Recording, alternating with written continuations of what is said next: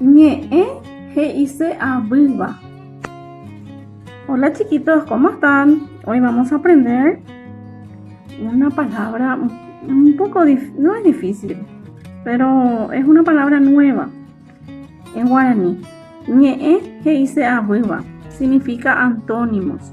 Los antónimos son las palabras que indican lo contrario.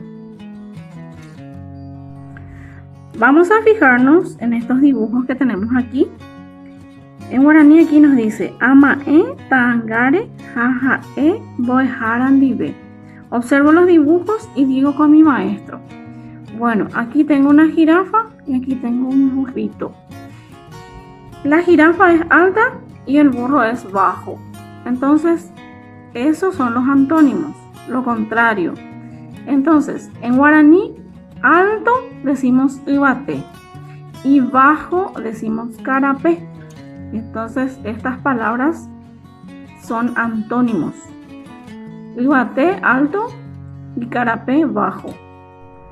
Aquí tenemos otra palabra, b'a, que significa alegría, y b'a, que significa tristeza. Kyra, que significa gordo, y piru, que significa flaco. Tuisha significa grande, mishi significa chico. Puka, que significa reír o reírse, y tase, llorar. Pasamos a la siguiente página y tenemos aquí un ejercicio. Amboyoayu, uno con flechas con las figuras que le corresponden. Kyra piru. ¿Cuál va a ser la figura que le corresponde? Muy bien, esta figura. Kyra piru. B'a, b'a. Aquí tenemos b'a, b'a.